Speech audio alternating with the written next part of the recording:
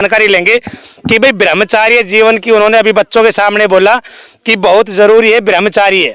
As इनसे पूछेंगे भाई कितनी एज तक वो बच्चों को मोटिवेट करना चाहेंगे। नमस्कार भाई साहब। नमस्कार भाई। भाई साहब सबसे पहले आपका स्वागत है गुड़गांव फर्रुखनगर की पावन धरा पर। आप लोगों ने अभी इतना और स्पोर्ट आपने की उसके लिए काफी धन्यवाद। जानकारी लेना चाहेंगे भाई साहब कि गौ वंश की सेवा करने में क्या आपको इंटरेस्ट रहा और ये भावनाएं कहाँ से आई? देखो, भावनाएं तो हमने भाई राजीव दीक्षित से सीखी है जी। जो इस देश के लिए अलग ही एक पहचान थी। और बाकी फिर जैसे राहुल भाई है, ये जैसे गरीब बच्चों को प्रैक्टिस करवाते हैं, मेहनत करवाते हैं, उनको अच्छे से मोटिवेट करते हैं। ये अपनी वीडियो बनाते हैं, मैं देखता हूँ इनकी स्टोरी भी जी। तो ये अच्छे से छोटे छोटे बच्चों को, गरीब बच्चों को खिलाते हैं तो बड़ा अच्छा लगता है, बड़ी खुशी होती है। और ब्रह्मचर्य का जीवन तो अलग ही जीवन होता है। अगर बच्चे का, जैसे छोटे छोटे बच्चे अभी खेल रहे हैं और ये लंबे टाइम तक अगर ब्रह्मचर्य रहेंगे अपने स्कूल टाइम तक, 12वीं पास तक है, तो इनको जैसे फिर आसानी रहेगी आगे बड़े लक्ष्य के लिए तय करने में। जो ब्रह्मचर्य का जीवन बड़ा ही मतलब कठोर होता है, लेकिन वो जैसे जैसे जीवन बढ़ता है ना तो उससे आसानी भी होती है। सर एक और कन्फर्मेशन लेना चाहेंगे, जो आपके गांव की ज़मीन है, खरखोदा गांव की ज़मीन जो आप बता रहे हो गौओं को जो दान दी गई, लेकिन ये कहना चाहेंगे कि भाई रोड के ऊपर जैसे इस क्षेत्र में भी फर्रुखनगर, गुड़गांव या फरीदाबाद जो भी इंडस्ट्रियल एरिया है, गौ वंश रोडों पे खाने के लिए तरस रहे हैं, तो उनके लिए क्या करना चाहिए ऐसा कि भाई उनको भी गौशालाओं के अंदर ले जाया जाए?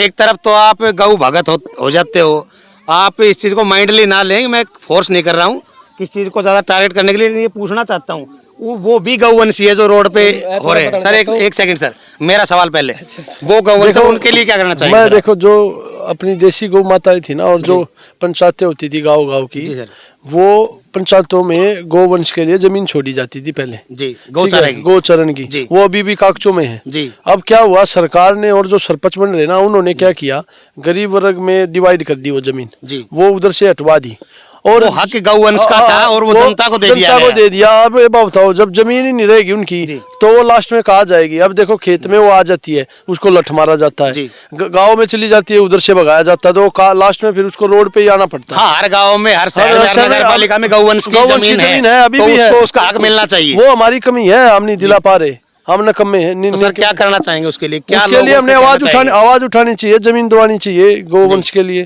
और उनकी जमीन छोड़नी चाहिए जो आज कब्जे करके बैठे हुए हैं।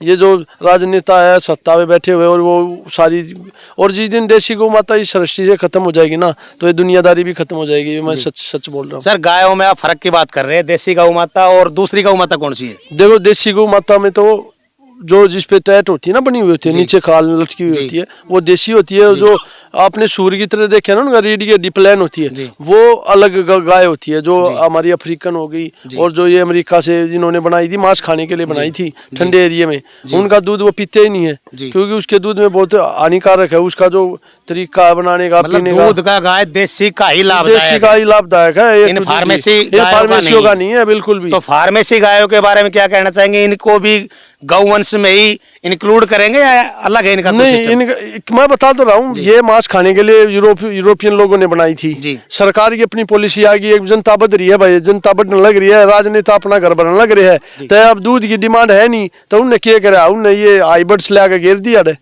समझा? तो उससे वो जो दूध की पूर्ति है वो ये पूरी करने लग रहे हैं, वो जहर खुआने लग रहे हैं। हॉस्पिटल देखते नहीं, यहाँ भरे पड़े हैं। तो ये कारण है, गलत चीज खुआई जा रही है हमारे हिंदुस्तानी लोगों से। अभी 20 तारीख को सर दिल्ली में बहुत बड़ी सभा का आयोजन हुआ कि गौ माता को राष्ट्रीय माता का दर्जा मिले, तो उसके विषय में क्या कहना चाहेंगे सर? बहुत अच्छा था, और मिलेगा, एक दिन ना मिलेगा तो एक दिन मारकाट मचेगी, मैं पहले बोल रहा हूँ। क्रांतिवीर है, हिंदू हो चाहे वो मुस्लिम हो, वो जागरूक होने लग रहे हैं। और ये जो सत्ता के नशे में पड़े हैं, ये एक दिन मारे जाएंगे, काटे जाएंगे, सच्चाई बोल रहा हूँ। क्योंकि इतनी ये बताओ, बेरोजगारी बढ़ने लग रही, युवा आज भटकने लग रहा, अच्छे तरीके से कुछ कार्य ही नहीं हो रहे, तब क्या करेगा युवा? क्रांतिवीर तो बनेगा या नशा पता करेगा?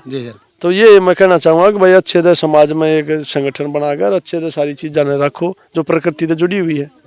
प्रकृति की चीज जान छोड़ो।